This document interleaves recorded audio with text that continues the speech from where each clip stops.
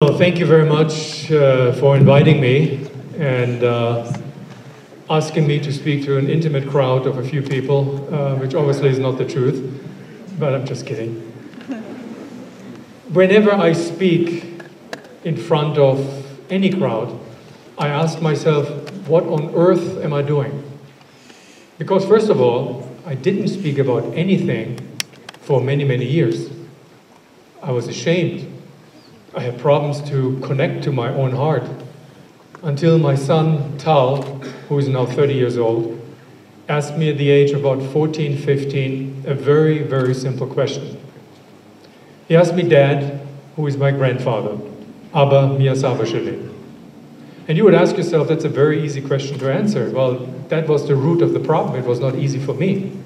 Because how can I explain to a nice Jewish boy who undergoes complete Jewish education from cradle to high school and college, how can I explain to him that his own father, yours truly, is a Jew and Israeli and served in the Israeli army as an officer, and on the other hand, my father, his grandfather, was a highly decorated World War II German tank commander and National Socialist. So to connect these two worlds was very difficult for me. Until I started to speak, because I had to tell something to my son. I couldn't leave it open. And what I told him is approximately what I'm telling you after so many years. There are, of course, a little bit of changes information that I received, but it's approximately the same story. And I told him the story of my life. And each life, of course, begins with the time and place that you were born in or born at. And I was born May the 9th, 1958, in a gorgeous German city called Bamberg, to use the proper German pronunciation. It's a pearl of history nestled between Würzburg and Nuremberg in the south of Bavaria, actually in the northern northeast part of Bavaria. And it's a history life. It's never was destroyed by any wars, this city, always preserved, and it's like a living, breathing museum. And in this museum I grew up in, always aware about history.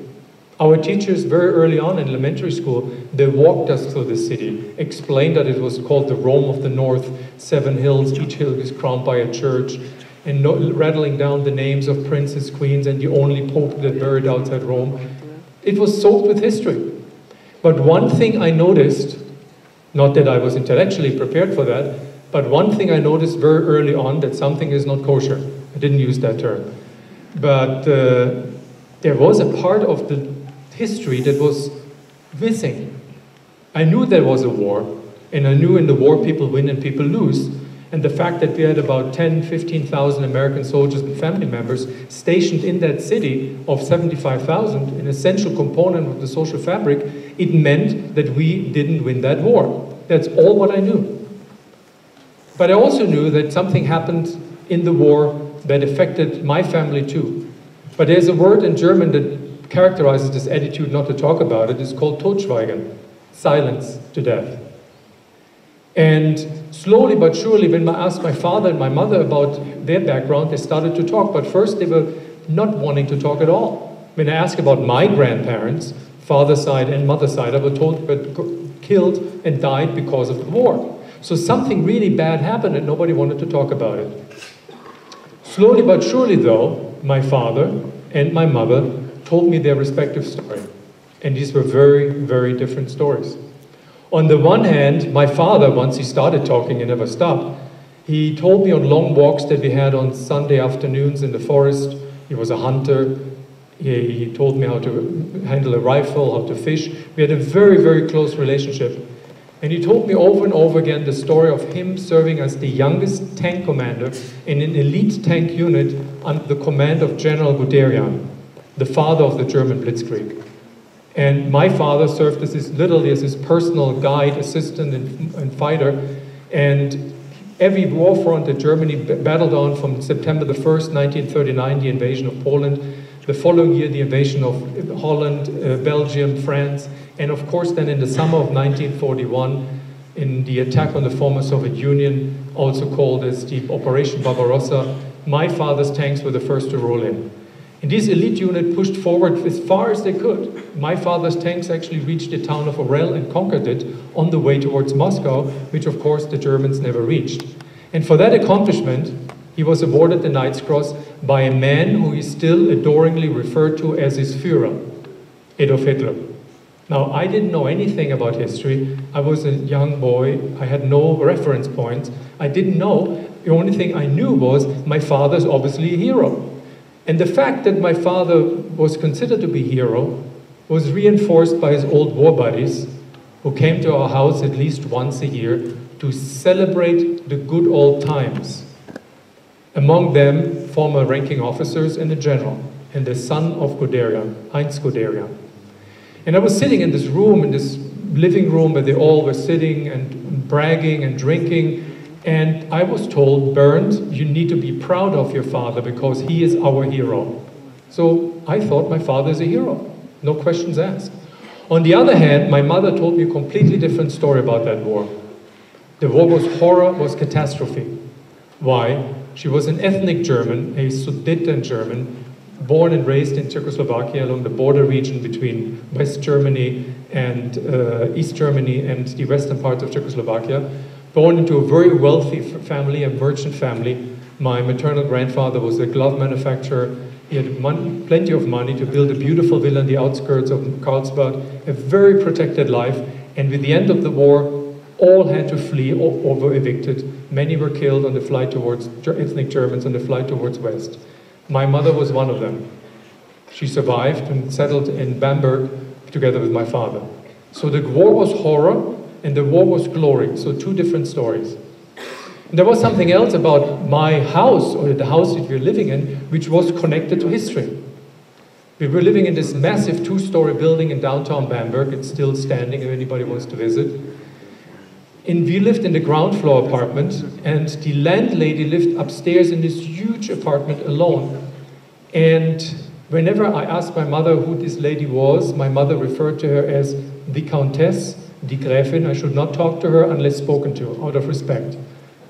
And in that hallway, right next to the wooden stairway leading upstairs to the Countess's apartment, was a portrait of a man mounted on the wall, painting, a man in uniform, with the Knight's Cross around his neck, the officer's insignia on the shoulder, and the officer's cap on. And his facial features were obviously different to that of my father, because otherwise I would have thought that it was my father. And when I asked my father who this man was, my father referred to him as der Verräter, Haboget, the traitor. Now I was a little bit confused. How can a man who looks like my father, because I saw my father's pictures in uniform, how can one be good and the other one be bad? Very simple, naive question of a child. Until I found out from the lady upstairs that this was a portrait of her late husband, Count Klaus von Stauffenberg, the German colonel who led the assassination attempt on Adolf Hitler on the 20th of July 1944, which unfortunately failed. He was executed the same night, and Nina von Stauffenberg was thrown into a concentration camp 2 days later, Ravensbrück, and survived because German officers prevented her to be killed. And her children were given up to adoption, and on the way to Buchenwald, they were captured by the Americans at this convoy, and they were reunited with their mother. And from her, I heard a completely different story, not because I was intellectually stimulating conversation. She had grandchildren, and whenever the grandchildren came, there was a big ruckus in the house, and I sneaked upstairs, playing with them, and in this apartment, this huge apartment, the wall was covered with pictures about her and her husband, a very loving couple. So how can it be that one is bad and one is good? And in school we started about, when I was 12 years old, we started to talk about the war and the history which led to the war. And we learned approximately the following story. Hitler rose to power in 1933, democratically appointed by his predecessor Papen, and his blessing, with the blessing of the president of Germany at the time, Hindenburg.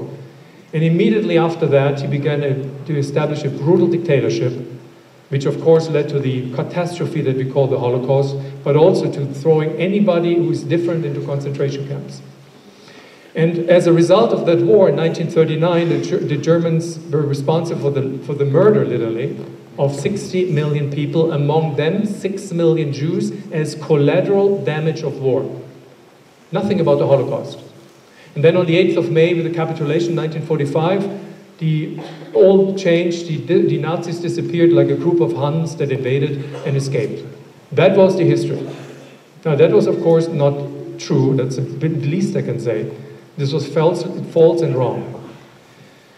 And then came an event that changed everything in my life, and that's the reason why I'm standing here.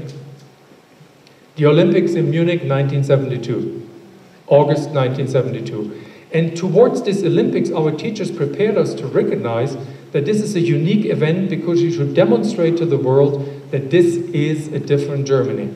And of course it was a different Germany. It was a Germany that's still tainted by the past, slowly recovered, and unfortunately had in this previous political leadership Nazis, among them Kurt Georg Kiesinger, German Chancellor from 1966 to 1969, who was an active member of the National Socialist Party and was a member of the propaganda ministerium of the Nazis. And he was defeated by a man whose name was Willy Brandt, who was totally different to anybody of his predecessors because he was a victim of the Nazis. A socialist who escaped Germany in 1933 and returned to Germany in 1946 or 47, rebuilding his party called the Social Democratic Party, and rose to power in a democratic election in 1969. And he traveled in December 1970 to Poland, and in front of the Warsaw Ghetto Memorial, he fell on his knees, bowed his head, and asked for forgiveness for what Germany did. And this picture of the Chancellor kneeling in front of the memorial was on the front page of every German newspaper, and we read newspapers at home too. Actually, my father made me read newspapers every single day, asked me questions about what happened. He was a very intellectual man. And I asked my father, what is it with this man kneeling in front of the memorial? And my father yelled and screamed, not again, what a traitor, not again with them. But look what they did to our country. So the victims as perpetrators and the perpetrators as victims, we have nothing to be ashamed of. And this Chancellor, with a great fanfare, opened the Olympics in August 1972. And I remember very well that my parents invited friends over. We had our first TV, black and white though, and there was festive atmosphere, food was served, wine, everybody was drinking, and we were watching the TV, how the teams paraded into the stadium, hooray, hooray, and suddenly a team paraded into the stadium carrying a flag with a star inside. And at that moment, the adults felt silent, as if, as a child I learned, this is the do not ask the question moment. I was a little bit confused. Why do they react like that towards that flag? And I had no idea what it meant. Could have been Sweden, Switzerland, or Norway. I didn't know. And then 10 days later, or 7 days later, the catastrophe happened. The same team that so proudly paraded into the stadium was brutally attacked by a group of Palestinian terrorists, an elite unit of the PLO. We know now that they were guided and provided with information and logistics, probably also with weapons, by the East German security service called the Stasi. And they climbed the Olympic Village defense, attacked the Israelis in their apartments, killed, murdered, brutally slaughtered 2 of them, and the remainder were taken hostage. 1 could escape. And the German government, deeply embarrassed that Jews were killed on German soil and held hostage, dispatched the highest ranking member of the German government towards the Olympic Village. And I remember this picture that one of the senior ministers in the German cabinet negotiated face to face with the terrorists, asking them, begging them to take them, politicians in the German government, leaders of the German government, as hostages in return for the Israelis. They refused. The leader of the gang was Issa. He refused. He demanded that all hostages should be flown out, and they should provide them with a plane, flown out to an Arab country of their choice, and Israel should release from Israeli prisons about 260 or 280 Arab prisoners. The German government had to consent because there was no way out of this logjam. So what they did, they ordered 2 helicopters from the German army, and I remember it beat by beat because it was on live TV. They landed in the Olympic Village, were boarded by the Palestinian terrorists who looked at first that everything was fine, boarded with the terrorists and the hostages, and they flew off to the military airport on the end of, outside of the perimeter of Munich, called Fürstenfeldbruck, and then all hell broke loose. Firefight lasting for at least an hour, huge explosion, fireball above the military airport, and then deafening silence. And then we learned what happened when an American journalist turned towards the TV camera and said, they're all gone. What happened, the German police tried to liberate the hostages. And the Israeli army special unit forces, including the Mossad, were on the ground and said, do not attack them. These are elite soldiers, they're committed, they're fanatics, we need to find another way out. But the German police opened fire. Issa and the fellow terrorists recognized that this is a trap, and he threw a hand grenade in one helicopter which exploded. All Israelis perished in a fireball. In the next helicopter they sprayed with machine gun fire and everybody died. And next day a picture in the newspaper that shaped the course of my life. 2 helicopters on the tarmac, one burned out with the charred remains of the Israelis inside. The other helicopter with the bodies of the Israelis slumped over the seats, barely covered with linen. And a huge headline, Jews killed in Germany again. Now I speak perfect German, but the part again, wieder, that triggered my curiosity. What a minute. They were murdered again in Germany, so Jews were murdered before in Germany. And I went home and asked my father, so what happened? My father looked at me and said, das ist alles eine Lüge. It never happened. Look what they did to us, again to us. Look what they do with our image. They destroyed our Olympics. I was a little bit confused about that. And in school we started to talk about it for the first time, about the so-called Holocaust. Now the term Holocaust was not coined at that time, it was later in the late 70s, but we talked about the true history of Germany between 1933 and 1945. And we learned everything.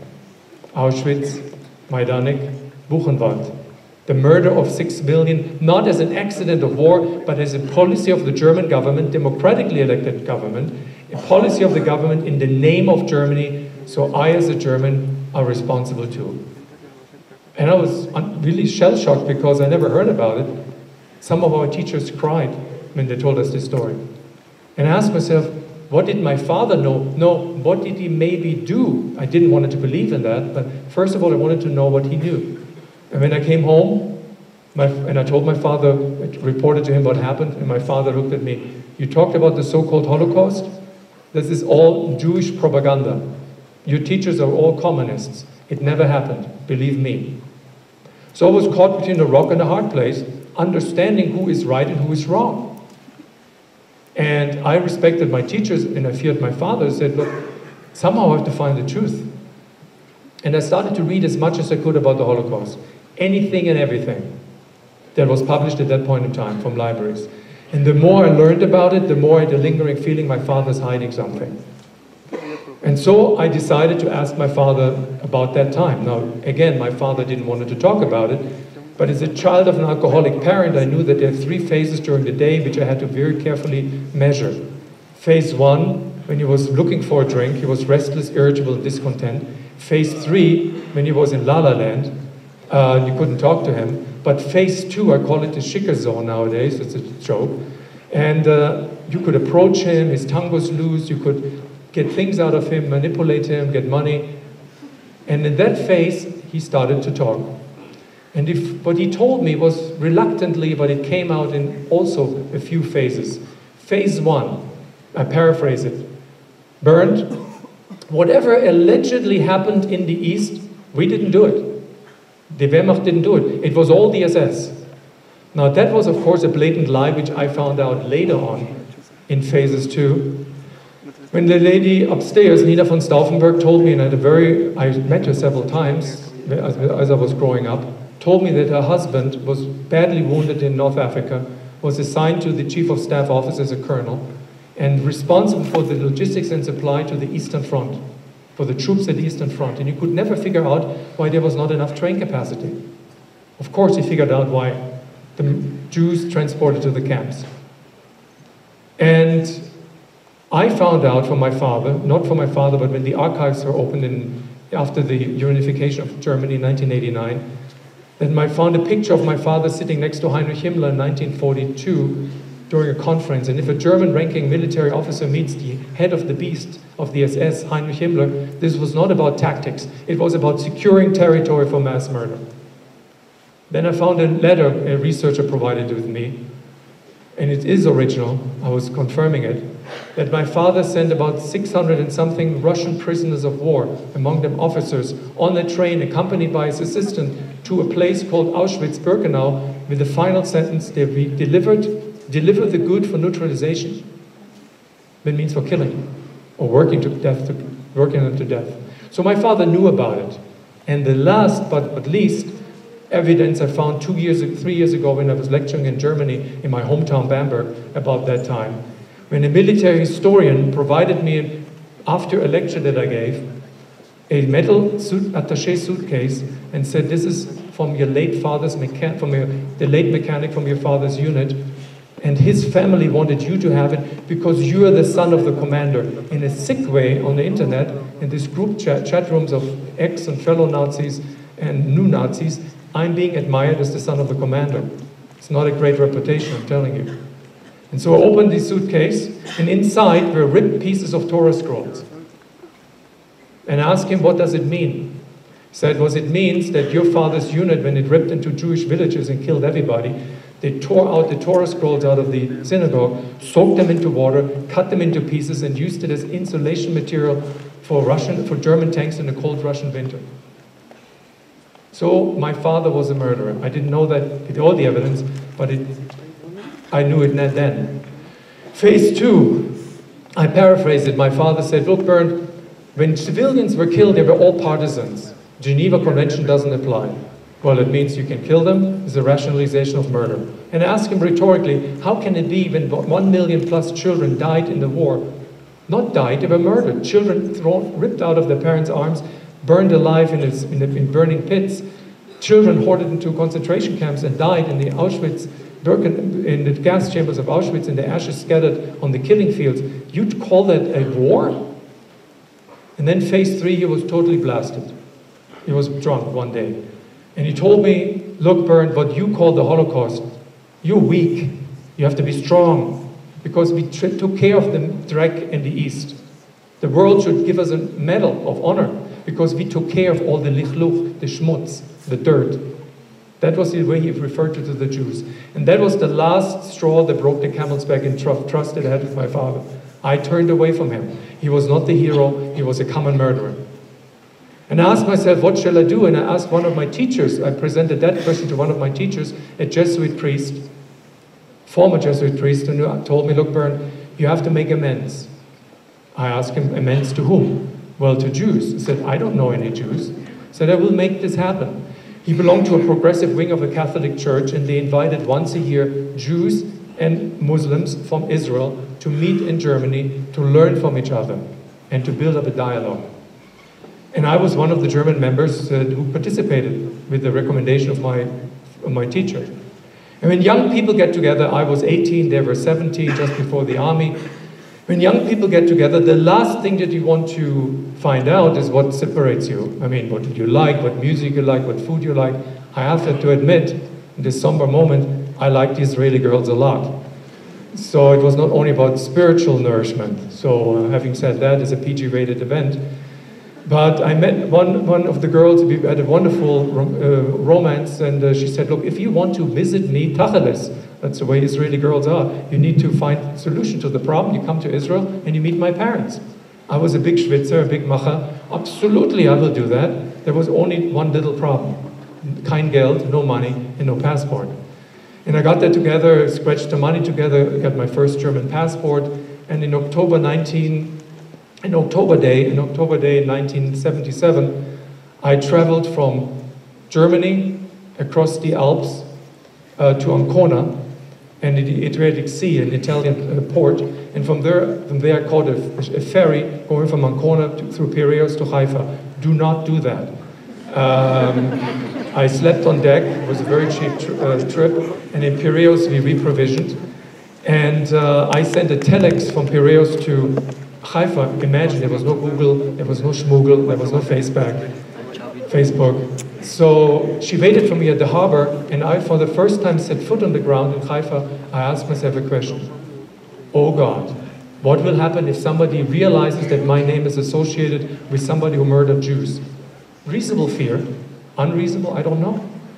And I saw her behind the gate, and she was overjoyed seeing me. She embraced me, said, let's go to my parents' house. to Neve Sha'anan, and we drove up there. And at that time in Haifa, it was a neighborhood, a working class neighborhood, small apartments, and her parents were waiting outside, inviting me in, her father took my suitcase or my rucksack, moving me into the house, pushing me into his apartment, chit-chatting, their mother too. I had no idea what they were talking about, it was Yiddish. Sitting me down in a chair and talking to me, fine food, everything served, borekas, falafels. And her father looked at me and wanted really to communicate with me without the help of his daughter to interpret. He asked me in broken but still good German, we can speak German too. I asked him, so how did you learn German? He didn't say a word, he just rolled up the sleeve of his forearm, showed me the number tattooed and said, ich war in den Lagern, plural, I was in the camps. And here I was, for the first time in Israel, a German young man, for the first time in a home of a Jewish family, for the first time in a home of a Holocaust survivor. What shall I do? I wanted to sink in the ground. And he put his hand on my shoulder and said, Bernd, don't be afraid. I was liberated in Auschwitz. I survived Auschwitz. I stayed in Germany in displaced person camps for 3 years. And I had to learn that not all Germans were monsters. But I want to know, do they teach you that? Do they teach you about that time? And I honestly told him, probably not enough. So a few days later, he took off from work. He was a foreman in the port of Haifa, a very strong man, and born in Poland, lost all his family in the Holocaust, and took me to Yad Vashem in Yerushalayim, the Holocaust Memorial. And he guided me physically, took me by my hand through the exhibit, and I broke down. I could not process that. I was overloaded. And in the end, I cried, and he said, it's not your fault. It's not your fault. And I asked myself, how can these people who suffered so much relate to me as a guest? How can these people rebuild their lives, rebuild their families, build an old country anew? There's something special about Jews. I want to understand that. And I started to seek for a place where I could find Jews. And I found it. In our hometown, there was a small community of 30 Jews that were all left over from the DP person camp, deep displaced person camps, when they were released into the general population, one would say. And they got business license from the American Army, and so they built up real estate, banking. It was a very wealthy community. And I knocked at this glass door of one of their building. It was hidden in a courtyard behind the road. And an old man opened the door, looked at me, and said, "Was willst du? What do you want?" And I rambled something, and he let me in. He thought I'm a student who may have a project. We walked to this corridor, small corridor, covered with black granite plates, and each granite plate was inscribed a name, many names. And I asked him, what does it mean, and what is this red light in the corner? I said, this light in the corner is the Ner Tamid, the internal light, and these names that are listed on the plates are the names of each of the Bamberg Jews, 1,200, who never came back from Theresienstadt. And he led me into his office. It was a hot day. Windows closed, curtain drawn, no air conditioning, no fan. He took off his jacket. He had a very pale skin. And he had a short-sleeved white shirt, and the number tattooed on his skin stood out. And I stared at it because I didn't know what else to do. And he looked at me and said, let's break the ice. This was Auschwitz. I'm from Auschwitz. I'm the chair of the community here. My name is Itzhak Rosenberg. What do you want? I told him my story. He said, that's a very sad story. Take a book and read it. I said, I'd read all the books. So what do you want from me? I want you to teach me about Jews. So teach you about Jews? Well, if I be your teacher, we have to make a geschäft, an esek, a business deal. You will be our Shabbos goy, and in return, I will teach you. Now, for those, most of you don't know what a Shabbos goy is. It's a non-Jewish person, man or woman, that serves, mostly men, who serves in the Jewish community and from Friday to Saturday to do all these manual labors that the Jews cannot do during Friday and Saturday. So I became a Shabbos goy, and he told me, come on Friday night and be at 6 and I'll show you what to do. I was there at 6, he came at 7:30. I said, what do you do here? I said, you told me at 6. Nah, 6, 7, 8. First of all, Jewish time is different to Yeket time, German time. So, okay, I had to learn that. And then he told me, look, he set up everything, and one important issue, when the members of the community walk in, do not talk to them because they don't like going in their little world that they built up. And so when they're coming in, they were hickering and pickering, was macht der Goy, was macht der German there. Itzhak said, they're crazy, they're alte kackers, don't talk, just sit down and be quiet. And so Friday by Friday, Saturday by Saturday, month by month, year by year, holiday by holiday, I went there. And I absorbed the liturgy, I absorbed the language, I absorbed the mannerisms. As closer I came to this community of choice, the more I distanced myself from the community of origin. And of course, it came up to the blow-up in my family. And it was one day where Shabbat fell on a Christmas day. And on Christmas Day, I come from an Orthodox Catholic family. My mother sent me to elementary to Catholic kindergarten, Catholic elementary school, Catholic school. She wanted me to become a priest, which didn't work out. So we had a ceremony for Christmas, which can still run in my head. Lentil soup and carb, having gone to the Holy Mass, coming back. My father was in the living room, decorating the real Christmas tree. The bell was ringing. We walked into the Christmas room, so to say. And he had this dark, fine suit with a knight's cross around his neck and sang festive Christmas hymns, and I was not there. The next day I came, all hell broke loose. My father was screaming, my mother was crying, "Where were you last night?" And I had it. I said, "Look, let's stop the Greek tragedy. I'm going every Friday and every Saturday to the Jewish Community Center to help them because what you destroyed." He looked at me. "You are a murderer. Do you understand that? Your hands are washed with blood, and this stained metal thing that you wear around your neck is a sign that you're a murderer." He looked at me. "Raus. Get out." There was a little problem for that because in Kesef, no money, kein Geld. Even though I was in the second to last year in medical school and I was on a full scholarship, I had some financial needs. And I never asked for money from the community, but Itzhak must have sensed something and told the others, because for the first time in 5 years, an elderly man approached me. His name was Aaron, who never talked to me. And he looked at me and said, in Yiddish, "Hör mal zu, listen. Deine Jacke und deine Schuhe sind schmutzig. Your jacket and your shoes are dirty. Kauf dir neue Sachen, buy new stuff." Gave me 100 mark and disappeared. So I was insulted and got money. So I went to Itzhak and said, "Look, Aaron did this and this." I said, "Aaron gave you money? What's wrong with him? He never talked to us. Did you at least use the opportunity and got 200? No, because you're going." So he sat me down here, this wicked humor. He said, "Bern, you have to understand a very important lesson. All of us, after the Shoah, of the Holocaust, that survived, had no emotions anymore. We rebuilt it very carefully. I was successful.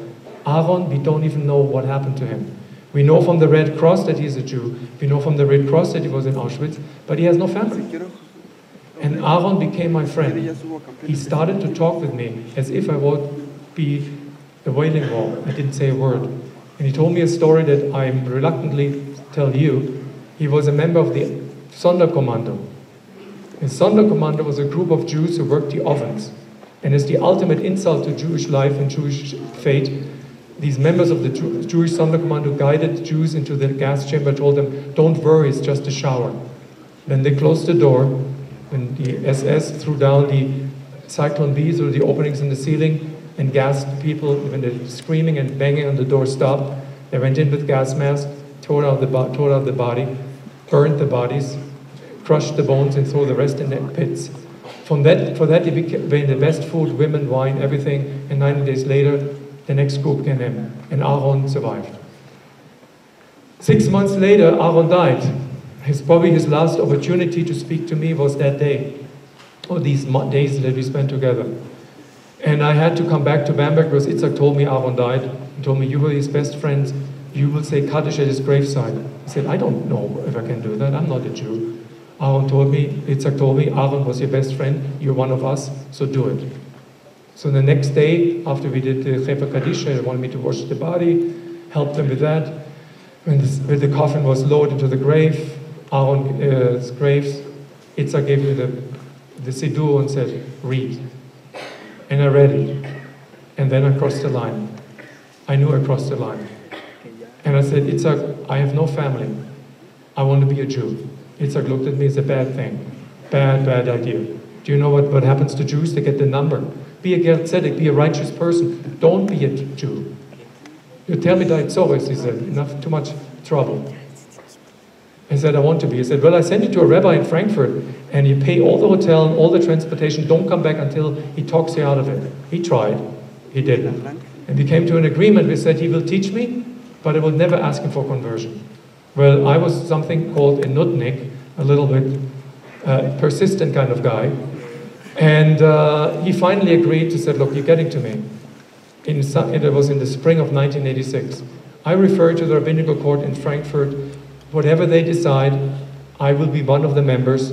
I will not vote in front of you. I will abstain. So what they decide, it's a decision, good or bad. But until you get there, you have to do some slight changes. One of them includes your physique, a little surgery. I won't want to talk about it. And it had to be done in an Orthodox facility in Switzerland. And then I had to, 2 months later, immerse in an Orthodox mikveh in ritual bath in France. And in November or December 1986, I underwent a halachic Orthodox conversion in German rabbinical court. And it was not a drive-through affair. The most important question I had to answer that the chief rabbi posed was, why on earth a German, for no reason but being a son of a Nazi, wants to become a Jew? Because guilt doesn't count. And I convinced him. And them. And they retreated after like a court hearing. They were coming back. I was sitting where you're sitting, not as low. And they were in a podium. The rabbis asked me to stand up, and I was standing up. And they were reading the Teudat Giyur, the conversion certificate, in Hebrew and then in German. It was a very tense atmosphere, and the rabbi asked me, did you choose your first name yet? I said, no. Well, you know what Bernd means? No. It means the bear slayer. You do be Dov, take it, it's free. So I became Dov ben Abraham. I was overwhelmed, and I knew that's it. It's the end of my life in Germany, as we know it. And I applied for the Jewish agency. Actually, the rabbi asked me, what do you want to do? And I said, I want to go to Israel to serve in the army. And immediately applied to the Israeli embassy, to the Sukhnu, the Jewish agency. Within 30 days, I was approved as a so-called Oleh Chadash, no immigrant. Got a visa for a one-way ticket stamped into my passport, a ticket with El Al from Frankfurt to Tel Aviv. And in January 1987, I left Germany for good. I tried to talk to my family. Itzhak told me, you have to talk to your family, you have to say goodbye, because now you're Jew, you have to follow the laws. And I tried to speak to my father. He was drunk. He's sitting in his apartment, in his study in the house. My mother was yelled and screamed at by him. She cried, and I left. And so I arrived in Tel Aviv in the nighttime. And there was this old airport. There was the reception hall for new immigrants. There was only me and somebody else. And a very bored bureaucrat who said, what do you want? Give me the paperwork. New immigrant, kol hakavod, kibbutz. That was easy, I thought. So in the night I took a bus, I went with a little bit of money, went to the kibbutz. 6 months I stayed in the kibbutz. It's a community settlement, very wealthy kibbutz, kibbutz Magan Michael. And from there, after 6 months, I picked bananas. If anybody's interested in questions about bananas, I know it all. 6 months later, I was assigned to a hospital in downtown Tel Aviv to get my German license up to Israeli par. And then, of course, I was drafted in the Israeli military a short while later. Did my basic training officers course, was assigned. It was the first month of the first month of the first Intifada in 1988, and I was assigned to this place called Ramallah and Beit El. It was hell on earth, and I was standing there with my commanding officer in my uniform, officer's insignia on the shoulder, a little young lieutenant, and in front of a unit where my commanding officer said everybody was in full battle gear, including me. This is your new doctor. His name is find another name. And he is responsible, so that's it. And here it hit me hard. And I asked myself, if they find out that I'm a son of the Nazi in drag, they will kick me out of there. They will throw me into the village, into the city of Ramallah. I decided not to talk about my life, to throw my life in this virtual closet, slam the door shut, turn the key in the lock and throw it away. People knew only that I'm a Jew, I made Aliyah, was born in Germany, my name is Bernd, that's all. Of course that was a lie. And I lied, which I'm not proud of. And then I married in Israel. I raised a family after the first Gulf War, in which in January 1991, when Israel was attacked by ballistic missiles, I was outside with the rescue unit of the military. And my wife literally got very upset and was stressed out. She said, look, I want to go back to the United States, come with me or stay here. So we left, arrived in Miami, not a bad place, by the way. And our marriage didn't work out. 3 children were born, and I had my children there, and I couldn't bring them with me, so I decided to stay and work in Miami. And the years passed by until my son, Tal, asked me this simple question. Dad, who is my grandfather? And I answered him. And my son looked at me and said, cool, I will tell it to my friends. I said, no. No, that stays between you and me. There was just a little problem. My children, as I told you before, went to Jewish schools, and he went to a Jewish school called Hillel, and they had a family history day. My luck, and 3 or 4 months later, my son raised his arm and proudly declared, and my grandfather was a famous Nazi. That's not good in a Jewish school. Don't recommend that. And I was called to the principal's office, and the principal looked at me and said, Dr. Wolschläger, your son Tal told us a verdrehte Geschichte, a completely confusing story about your father was a Nazi. What's wrong with him? I said, there's nothing wrong with him. I told him the story of my life. And the rabbi was sitting in the room, he looked at me, are you ready to talk about it? Not, I mean, to us, to others. It's important. I said, I can't. You will. Took me by the hand to the class, my son's class, and here I started to talk. And in that moment, the weight was lifted off my shoulders. And I asked myself, why did I never close this circle of life that opened so many years ago? I have to go back. And I went back to Germany 20 years later, to Bamberg, took my son, cold December day, we visited my parents, and the only place I knew I could visit them, the cemetery. And ironically, in this old, 1,000-year-old town, the Jews were integrated in society, so there was a common graveyard separated by the wall, one for Jews and one for Christians. And my parents' grave, if you go to Bamberg, is right next to the wall that separates the Jewish cemetery to the Christian cemetery. And when you look from my parents' grave towards that wall, you see on the other side the Jewish gravestones almost defiantly casting their shadow. And I was all choked up, I didn't want to know what to say.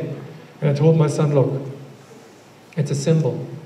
My parents never dealt with the past, and the past still haunts them in death. Cast shadow on their gravesides. I learned to step out of the shadow, look back, to decided never to repeat these mistakes again, moving forward as a German with the responsibility not only to change my life, but hopefully to influence others, that we never have murder and genocide again. And that's what I did, and that's what I'm doing. And I learned some very essential lesson from my father, you probably didn't want to teach me, that words of hatred have consequences. Because words of hatred that left unchallenged fall on the fertile ground, the mind of others, and they sprout into deeds. And if these deeds left unchallenged, they form habits. If these habits prevail, then characters will be formed. If these characters dominate, then a society will be changed. And that explains, but never excuses, that an entire nation, the Germans, turned around and turned away when Jews were murdered, because it was normal. No Germans, no problem is not the solution, because it's not a German issue, it's a human issue. It's the way we are wired. Now, therefore, to realize that, the best way of genocide prevention is to speak up. To speak up against Nazism, to speak up against hatred, misogyny, hatred against minority groups, if they're black, yellow, or white, whoever cares, you have to speak up. If you don't speak up, you're part of the problem, not part of the solution. And I learned my lesson. And why I'm telling this story? Because I want to reach out to many people as possible. I have a healthy ego. I'm not doing that out of self-aggrandizing. I don't have to do that. But I'm doing it because I want to help others to understand this is not a German problem. Never was, never will be. And the German people have not only learned their lesson, they have actively translated that in supporting Jews over and over again in the past, helping Israel financially, helping Israel militarily, and inviting more than 100,000 Soviet Jews after the fall of the wall. Israel didn't like that too much, to come to Germany, gave them employment benefits, social benefits. That's what Germany learned. No country in the world has ever done that. No country in the world. So the Germans is not the problem. It's us. And we're living in very, very dangerous times. where people tend towards authoritarian rule, looking for the leader, somebody who tells the truth, because the truth in the newspapers is all a lie. That is the dangerous time. Rise of anti-Semitism in America is 50%. We have hundreds of hate groups, hundreds of them. And the question is what we do. We tell the story. We tell people, this will lead to the abyss. Let's fight it before we get there. So again, against all odds, change is possible. And I hope that you will be part of the solution and not part of the problem. And if you have any question, I'm happy to answer them. Thank you very much.